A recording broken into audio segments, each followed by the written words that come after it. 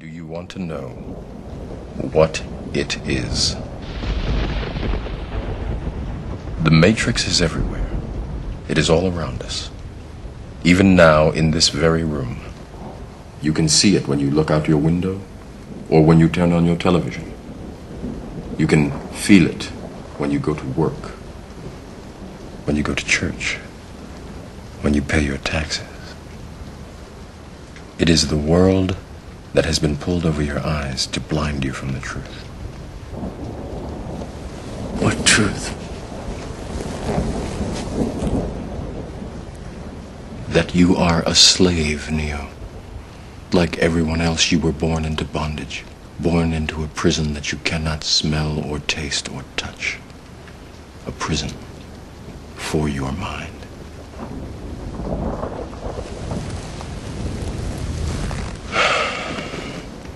Unfortunately, no one can be told what the Matrix is. You have to see it for yourself.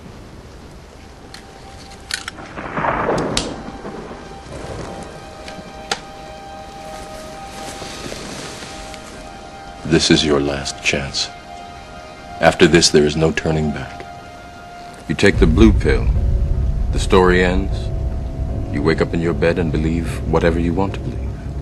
You take the red pill, you stay in Wonderland, and I show you how deep the rabbit hole goes.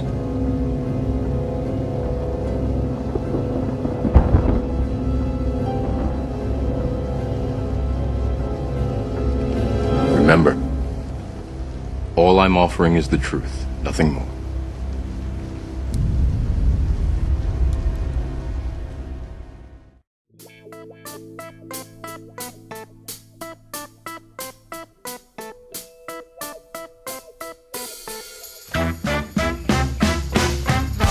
Телефон я удалю, ты пустозвон, я не люблю. Ты обещал много чего, но исполнял все хуёво. Often, intrusive exposition turns potentially interesting scene in a long, boring conversation between two characters on the screen. Now you'll find some valuable tips on how to enter into a dialogue exposition gracefully and quietly. Exposition is the stuff the audience needs to know to understand the story but isn't particularly interested in, and it's usually but not always delivered in dialogue. Because the audience isn't interested in exposition, it is by definition boring. Your job as writer is to find ways to make it palatable. Here are some techniques to use. When you deliver your exposition is important. Never ever start your script with exposition. Readers will toss it aside before they even get to the meat of the story. Instead, place the information somewhere the audience will appreciate it. Raiders of the Lost Ark. Story by George Lucas and Philip Kaufman. Screenplay by Lawrence Kasdan. Raiders of the Lost Ark has a very expositional scene in Act 1. Two FBI agents tell Indiana Jones and his boss about the clues they've uncovered about the Nazis' search for the Ark, and then Indy explains the Ark's history and a bit about the stuff of Ra. If we opened with this scene, it would be a snooze fest in the theater. Instead, it comes soon after a long sequence of rip-roaring action. At that point, the audience could use a little break. So, one way to handle exposition is to place it after a tense, exciting scene, when the audience is happy to take a few moments to catch their breath. The Matrix, written by Andy and Larry Wachowski.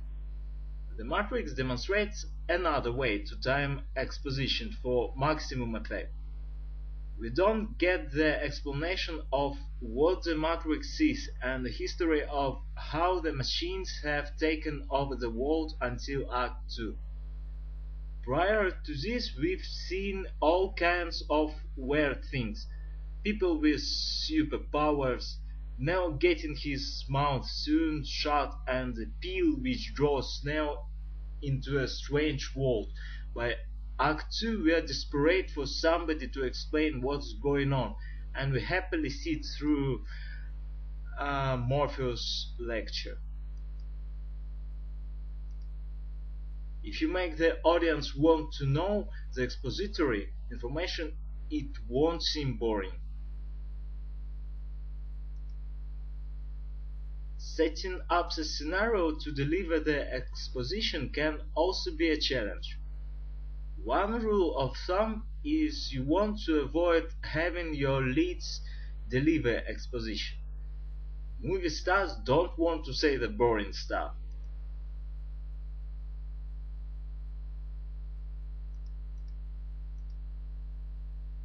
It's become a cliché to have a character in a movie whose sole purpose is exposition. This is the role of the characters of Q and M play in the James Bond movies. Frequently, there's a character whose job is to brief our hero as to what's going on. But if you are going to do this, you want to make this character interesting in some way.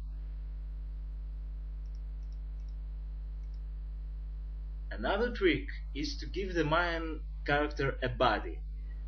This gives our hero someone to talk to, which makes it a lot easier to get information out. You can also stick ignorant characters in the scene that need an explanation. Think of the FBI agents in the Raiders scene. Indy and his boss know all about the history of the Ark, but the FBI agents don't, so there's a reason for the exposition to come out. Indy even makes a joke about their ignorance when he says, "Didn't you guys ever go to Sunday school?" That's another useful trick. If you are worried something might seem a little unbelievable, have a character comment on how unlikely it is. Then, as long as it's plausible, we accept it. In this case, Kasdan might have been worried that the audience would think the FBI agents are unbelievably uninformed, so he has indeed teased them about it. One of the most painful kinds of expository dialogue is when characters tell each other other things they already know. For example, imagine a husband saying to his wife, "I'm tired. Let's go back to the mansion we've been living for the last 3 years, ever since you won the lottery with a ticket you bought with your co-workers." In real life, that husband would simply say, "I'm tired. Let's go home." That's all. As I've said, you can get around this by putting in an ignorant character that needs to know the information. Or you can often solve it by adding conflict to the scene. If characters are arguing, they will bring up things everyone knows to support their point.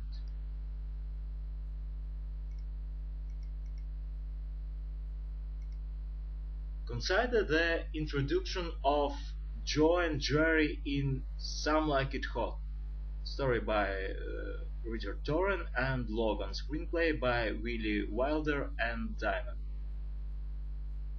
They are debating what to do with their impending paychecks, which allows Joe to point out that they owe money to a whole bunch of people. Something he would never bring up otherwise because Jerry is well aware of it. Let's look at another expository scene from Raiders of the Lost Ark.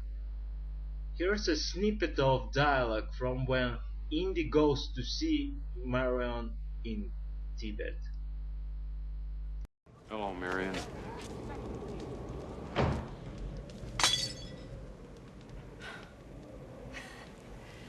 Indiana Jones. Always knew someday you'd come walking back through my door. I never doubted that. Something made it inevitable. So what are you doing here in Nepal? I need one of the pieces your father collected. I learned to hate you in the last 10 years. Más a mi lado, corazón. En el alma solo tengo soledad. Y si ya no puedo verte, porque Dios me hizo quererte para hacerme sufrir más. What we are getting here is the backstory of these two characters' relationship. It's revealed in conflict because otherwise they'd have no good reason to bring it up. Notice also how cleverly the dialogue is done. They are speaking in shorthand since they both know what they are talking about. They don't spell out everything in detail, but there's enough there for us to get the gist of what happened without it being too on the nose. The exposition is all in the subtext.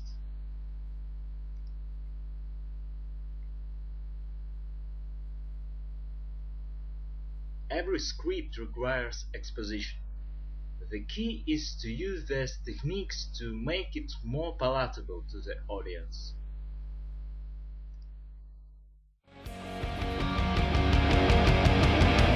Well,